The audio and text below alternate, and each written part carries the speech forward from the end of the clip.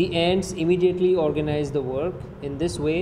While some were carrying up the bits of insects, the others went in front and cleared away any sand or small stone that obstructed the way.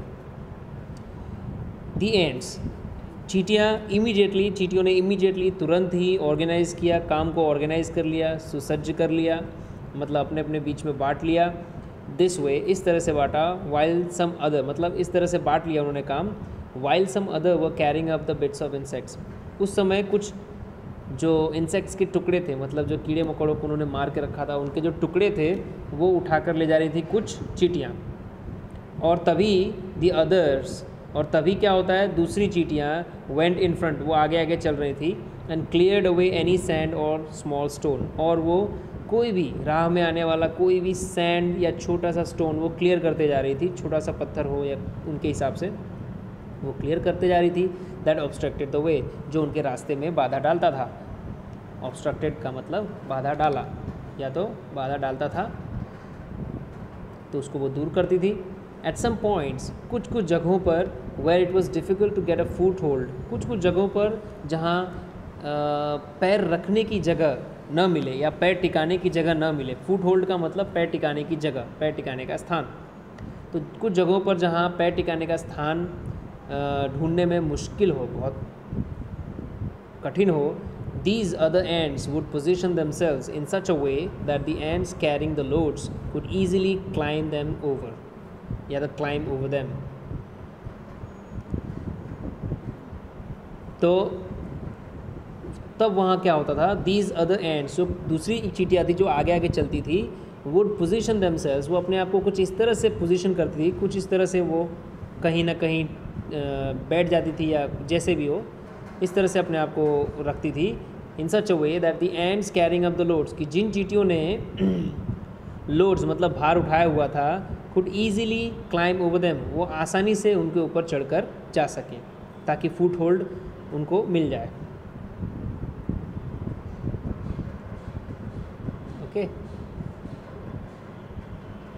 Okay just a minute.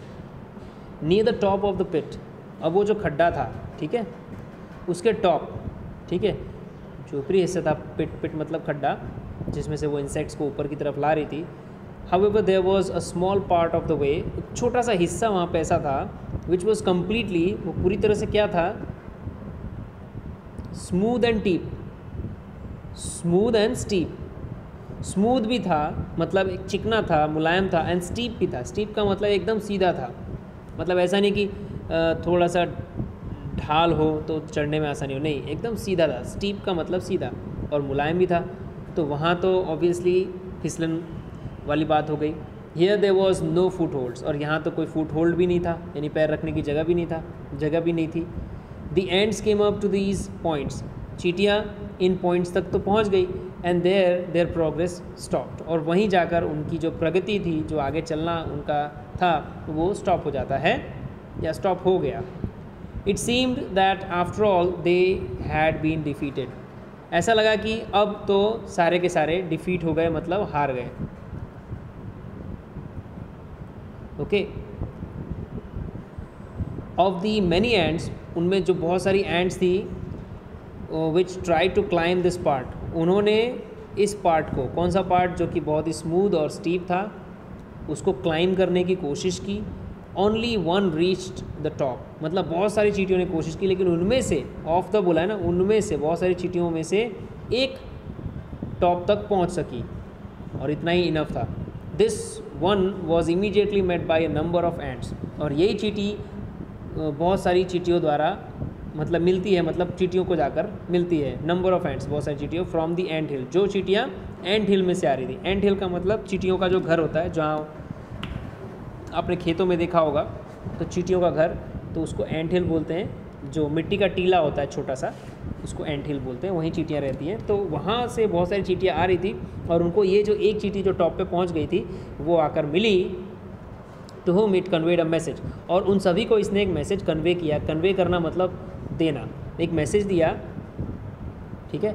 And now an amazing thing happened, और एक amazing, एक अद्भुत चीज़ हुई. और वो अद्भुत चीज़ क्या हुई, देखते हैं.